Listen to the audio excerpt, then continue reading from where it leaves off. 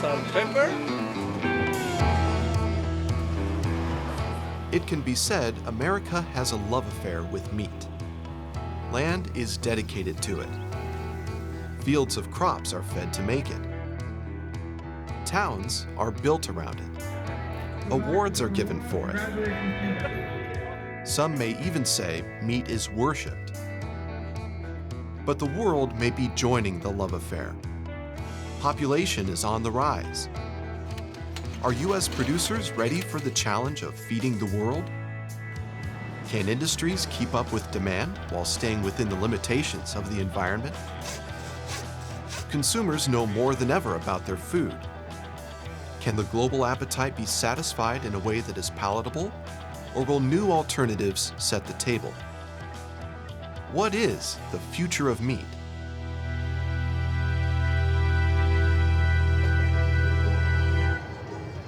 Feeding the world. In the Midwest, that's a phrase you hear quite a bit. This is the world's breadbasket, but it's also the meat counter. Putting meat on plates across the U.S. is already a huge undertaking for the agriculture industry. Keeping that up is going to be a challenge. Coming up, we'll hear about how meat shapes the Midwest, why producers are trying to control their carbon footprint, how consumers are influencing animal treatment, and what kinds of meat could be on your plate in the future. But first, let's set the table and look at the business of making meat in America right now. A lot of other U.S. industries have become less made in the USA. But red, white, and blue consumers can usually count on seeing these labels on their beef, chicken, and pork. That may be part of the reason the U.S. consumes more meat per person than almost any other country in the world. But global population is on the rise. It just passed 7 billion and is projected to reach 9.6 billion by 2050. Along with that, the global middle class is rising. And that's important because there's a simple rule that humans follow. The more money a country has, the more meat its citizens eat. So countries with historically low meat consumption are going to be eating more. Americans already play a big role in feeding the world. The U.S. is the #1 exporter of poultry meat, and thanks to a huge increase in demand from China, the #1 exporter of pork. In beef exports, #4, behind India, Brazil, and Australia. Meat is already big business in America. Can it get bigger? We're going to project forward now. Meat demand is a very interesting part of the global food picture. In fact, it's one of the most fascinating parts. Thomas Hurtle spends a lot of time thinking and talking about the future. Specifically, the future of food. I think if we want to look forward 4 decades, we should look backwards 4 decades. What Hurtle sees in the past is promising. Since the 1960s, global agricultural output has tripled. And while doing that, the land dedicated to agriculture has increased very little, less than 20%. There are issues related to that, but it is nonetheless a remarkable accomplishment. And the question is, can we keep that track record up? The answer to that question starts in the present. The story of meat is in towns like Lexington, Nebraska, where not only do they eat meat, but they rope it, wrestle it, and ride it. Lexington is surrounded by ranches and feedlots that raise cattle, and fields of corn and soy that feed them.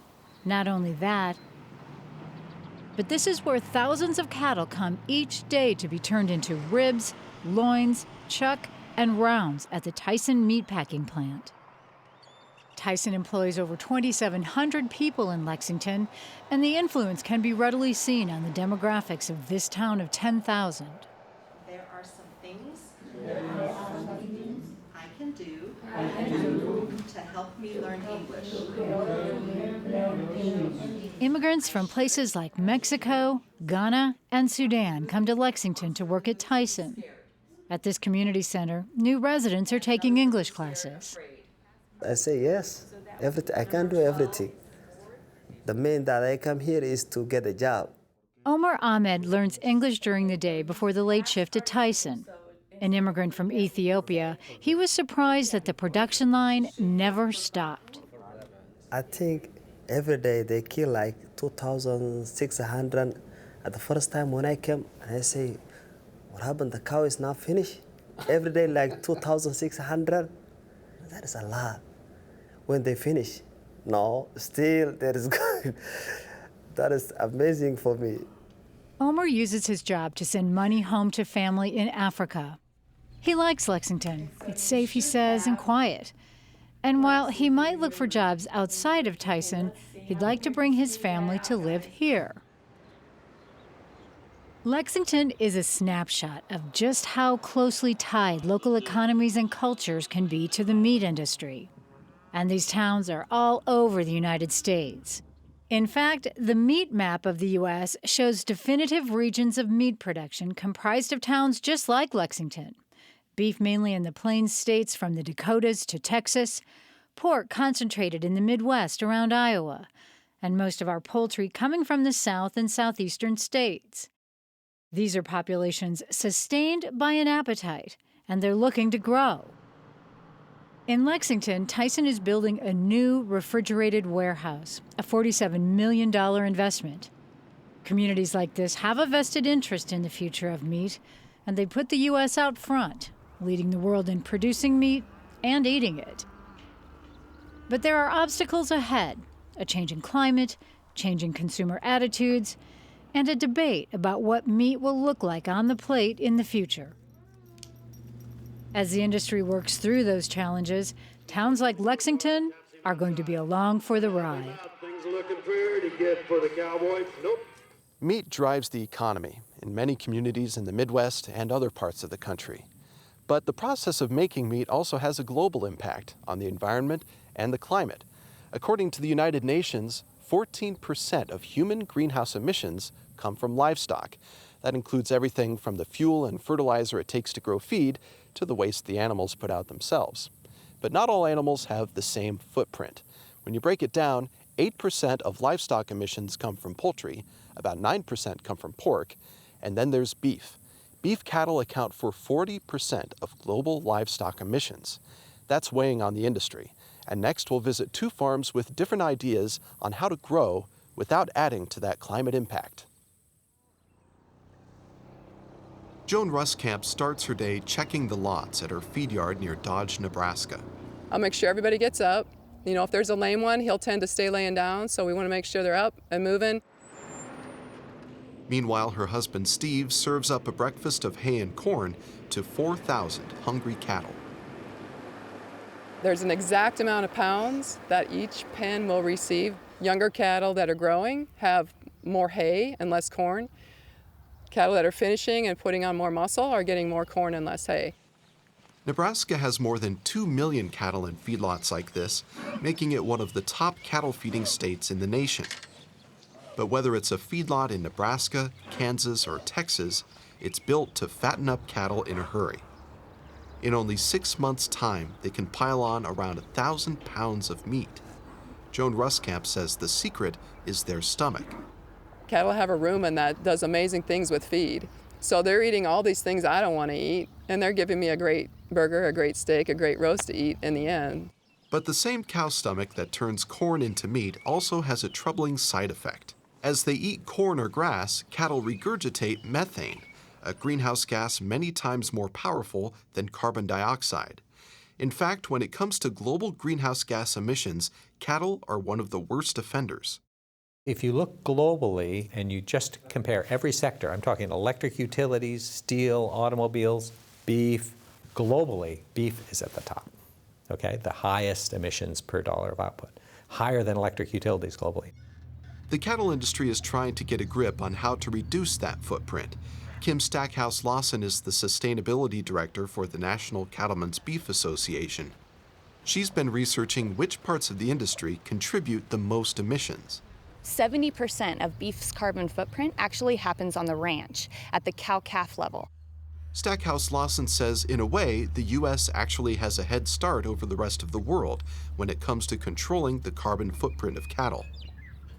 And that's because U.S. feedlots are the most efficient at turning pounds of feed into pounds of beef. Cattle have gotten bigger. That's from genetic improvements, so we've been very focused on maximizing resource use. Go back 50 years to 1965. At that time, a steer went to slaughter weighing right around 1,000 pounds. Today, with better beef genetics and nutrition, that same animal weighs over 1,300 pounds. With fewer cattle, the U.S. produces 30% more beef. If the rest of the world was as efficient as the United States, it would go a long way in cutting global greenhouse emissions from cattle. But not every country can grow feed like the Midwest. And some believe the current system relies too much on fields of corn and soybeans that add to the environmental cost.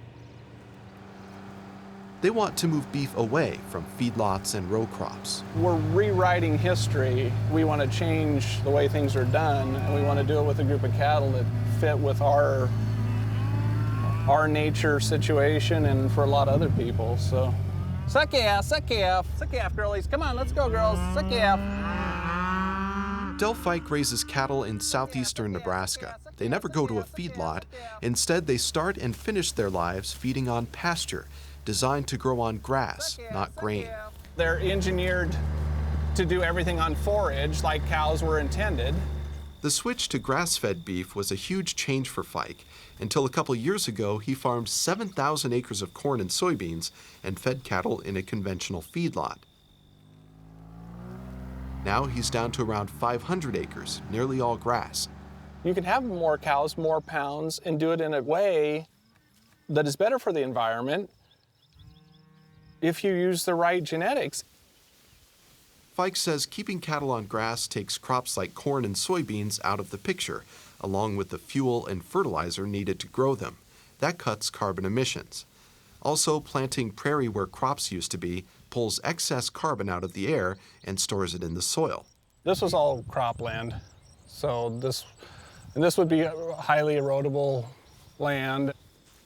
It's true grass-fed cattle do a lot to save carbon, but strictly in terms of greenhouse emissions, they're still at a disadvantage. Kim Stackhouse-Lawson says it's because of efficiency. At the feedlot, she says a calf is ready for slaughter by the time it's 18 months old. If we were grass finishing an animal, they might be anywhere from 2 to 2.5 years old before they reach the same finished endpoint. Since grass-fed cattle have more time before slaughter, they typically have a larger footprint. But Stackhouse-Lawson says at the same time, keeping cattle on pasture provides benefits for wildlife habitat and water. A grass-finished system might have a smaller water footprint because oftentimes irrigation is used to water crops. So it's a trade-off, and it's about balancing those trade-offs. There are different ways to meet the growing appetite for beef in the U.S. and abroad, and they each have something to offer. Feedlots are efficient. The whole reason I'm here doing this is to feed people. Grass is green. Just let the cow be a cow. But that's the challenge for the beef industry in a climate-conscious world, finding a way to meet that demand while keeping the carbon footprint of cattle in check. So meat producers are aware of the impact their product is having on the climate and the environment. But how meat is made in the future won't be up to only them. Consumers are becoming more aware of what happens before a package of chicken breasts or pork chops reaches the supermarket. They're pressing for changes in how animals are raised. As we see in this story, some big players in the meat industry are responding, but there's competition from some small companies making transparency a selling point. Chipotle says it's being forced to disappoint pork lovers all across the country. The chain January 14th was a very bad day for fans of the Chipotle carnita. That's when the company announced they discovered that one of their major pork suppliers had failed to meet their animal treatment standards. The result? Pork pulled from the menu indefinitely in many locations. You guys feeling all right? While music is the main attraction at these Cultivate festivals, staged around the country by Chipotle, there are also plenty of reminders around the grounds of, among other things, the company's commitment to the concept of responsibly raised pork. We understood there was a risk. I mean, you're taking something out of your restaurants that people like. Instead of there being outrage that people couldn't get carnitas in some of our restaurants, the response has really largely been kudos for walking the talk and for standing on principle. And it's not just Chipotle. McDonald's has also taken a strong stance on the way meat in its supply chain must be handled. Even industry giants like Smithfield Foods and Tyson have committed by 2017 to end the practice of keeping pigs in gestation crates that severely limit their mobility. It takes time for large companies to institute change, but having heard the demand for transparency, small businesses like this one in Kansas City's East Bottoms are answering with a personal touch. People want that relationship with whatever the product is. It doesn't have to be meat. They want a relationship with the people that are providing them those goods and services. And so that's what we're here for. So you're gonna take your knife, you're gonna cut right in. Weekly classes at the local pig bring customers one step closer to some firsthand knowledge. This one's centered on sustainability, exploring ways to use the whole hog. This is wonderful.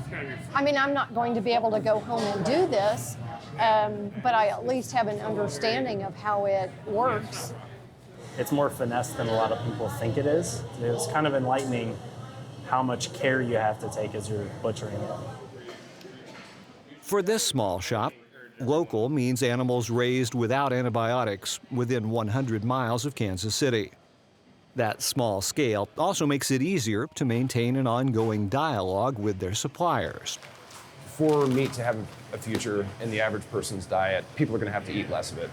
And because they're eating less of it, they're going to be even more focused on, if I'm eating less, I'm definitely going to up the quality of the meat that I'm eating.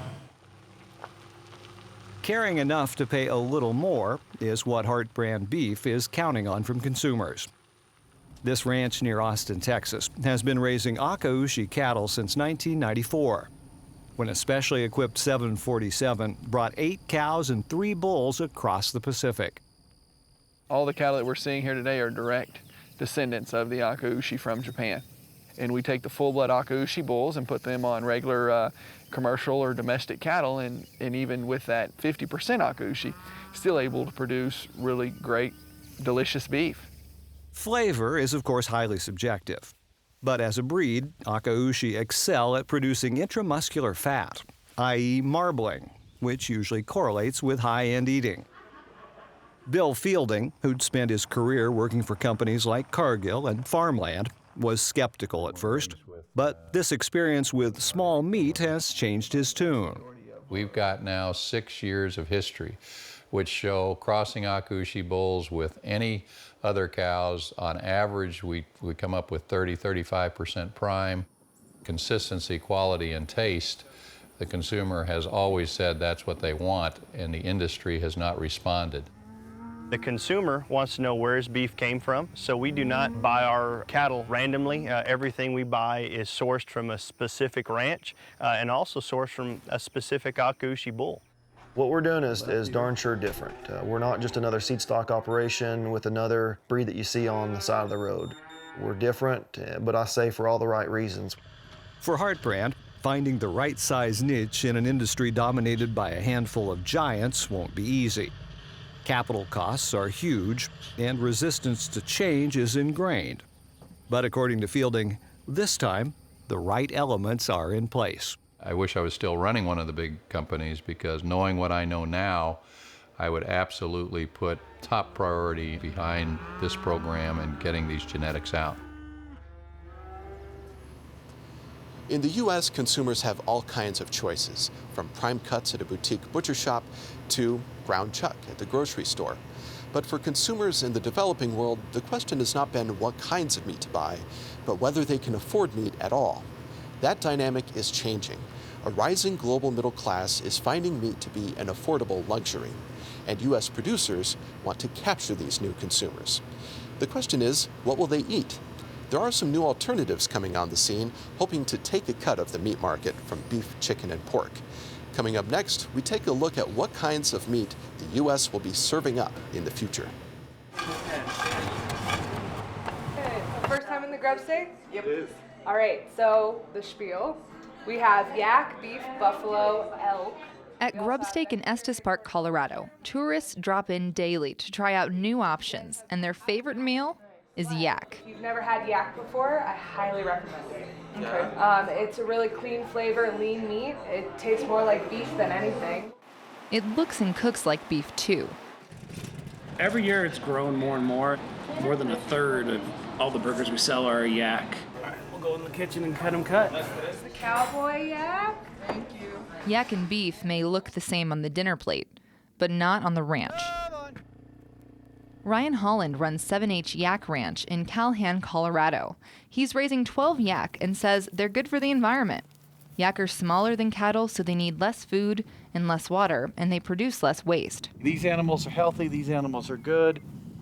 There's so many benefits to having these animals, it just only makes sense. It only makes sense. And yak are considered a leaner meat, or a more healthy option than beef products. Holland says the cattle industry should look at incorporating more yak, and maybe someday, yak will be a mega industry too. I think with, information out there, with training and education, I think it could easily be the very same thing.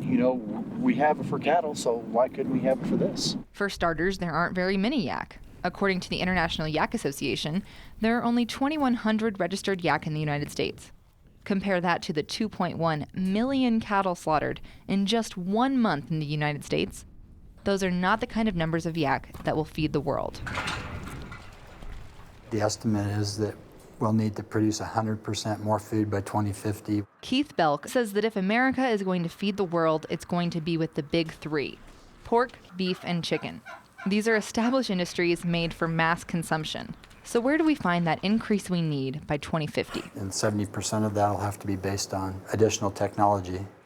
That's what researchers are working on at CSU. At the university's research ranch, Jesse French is a livestock manager, and he's breeding cattle that need less feed. Feed efficiency is really looking at the input side of things. So they might be able to grow to the exact same weight, but one did it with 20% less feed. In the university's test kitchen, so this isn't retail ready as it is. Undergrads work with professors to reduce waste at the butcher floor. So we cut that and essentially have two halves. And over in the laboratory, CSU meat safety students are infecting meat with salmonella and then testing new methods to kill off the disease. It's an important aspect of the meat supply. In the last decade, U.S. producers had to destroy about 40 million pounds of recalled meat every year.